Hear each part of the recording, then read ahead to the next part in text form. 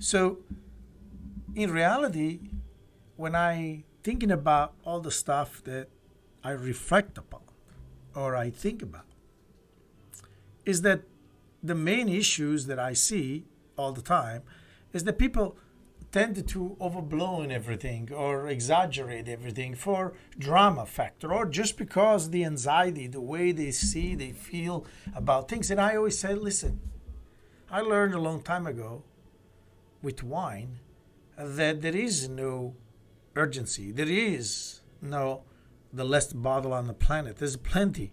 It's just a question of what is your desire and what we can do to enjoy. There's a lot of similarity into many wines, as there's a lot of similarity in many peoples. And you hear that phrase that we have a lot in common that actually we have against, and it's true. It's absolutely true. Unfortunately, sometimes what we don't have in common is what really matters to us, and that makes things a little more exasperating. But realistically, if when we take things down to a level of understanding and humanity, we'll see that there are solutions. Wines, people come to me a lot of times and says, I talk about this great Bordeaux or this great Burgundy and costs so much money. Why would I drink that? What? It's like, listen, you don't have to. It's not the price of the wine that you should be interested in.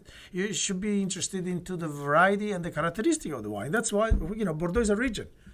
And you don't have just Lafite or Latour in Bordeaux. You have many, many wines that don't cost $100, $300. Bordeaux cost $15, $20, $30. There's nothing wrong with the Bordeaux.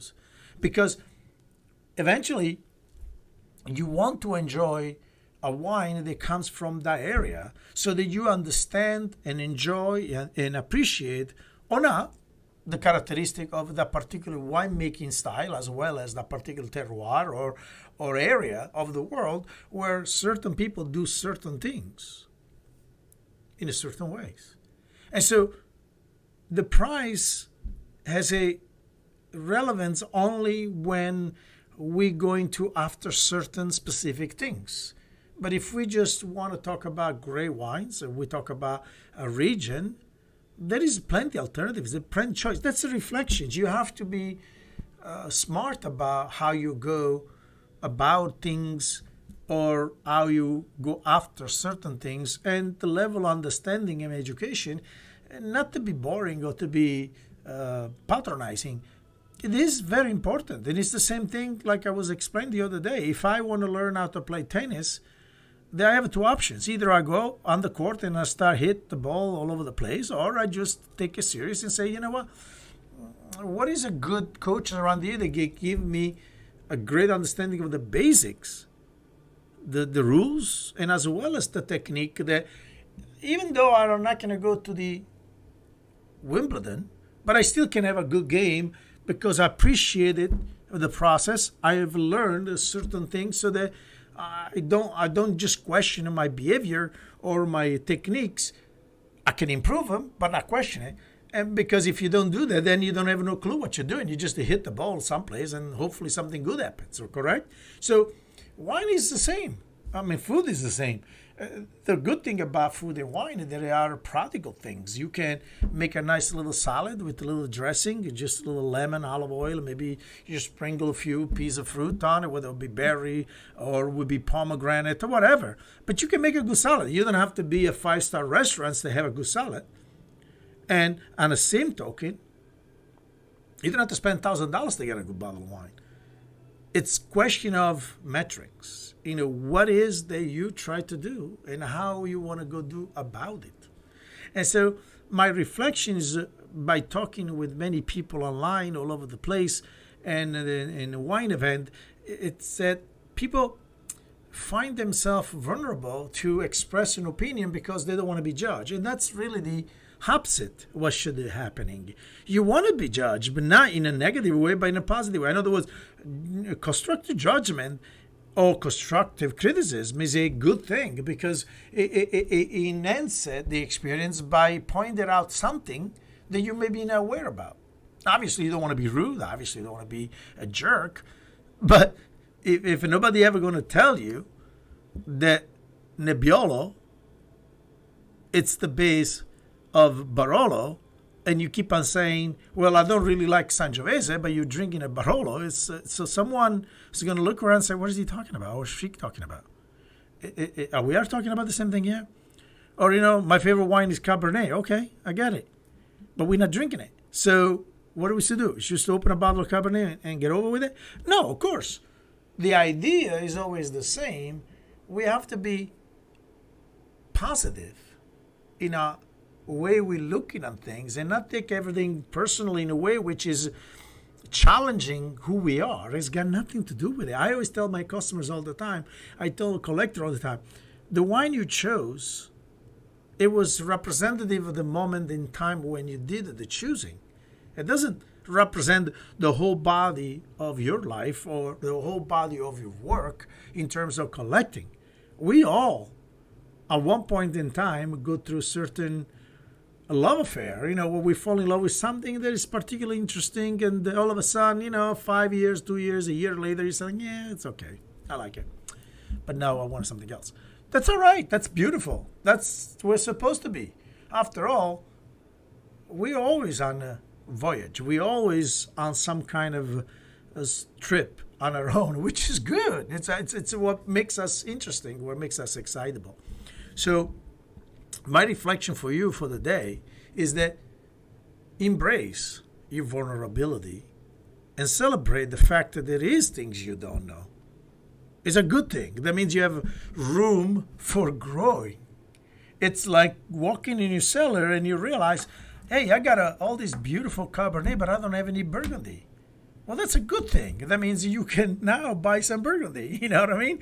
Or you've been drinking with your friend and you never really had a champagne, and finally you find the champagne you really like. So, you know what? I never liked the champagne. Good. Now you like one champagne. Start drinking it. So that you allow your palate to develop a sense of appreciation and commonality and a familiarity that eventually it gives you a better understanding what this particular type of wine is all about.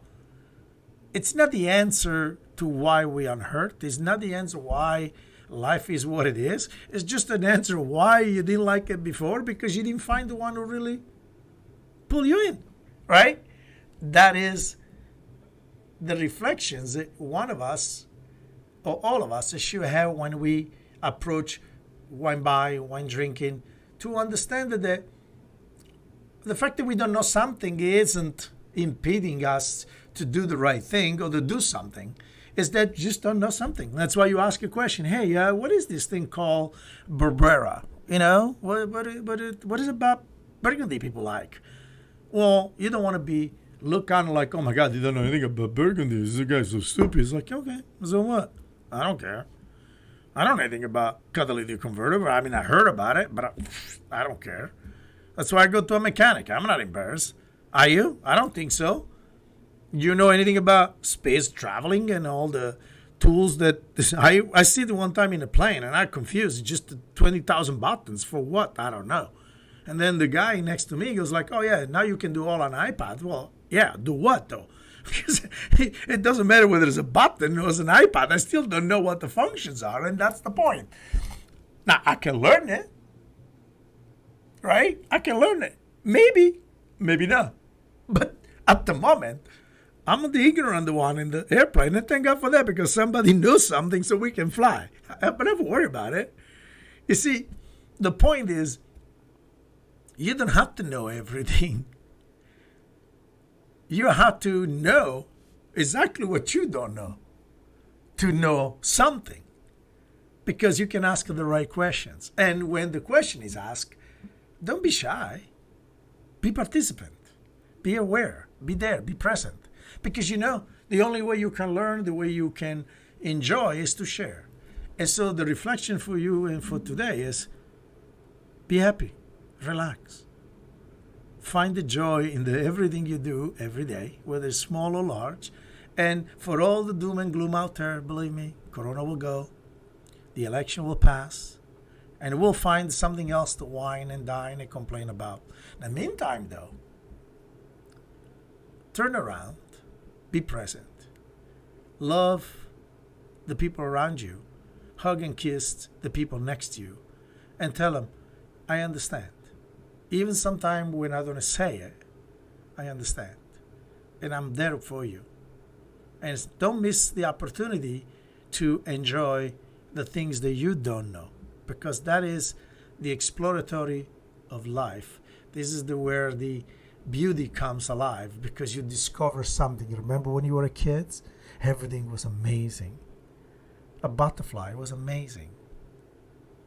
A pinball was amazing.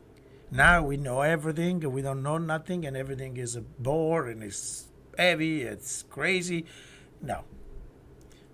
Find the inner child. This is Massimo from 102 One Country Cuisine. A big love. Ciao.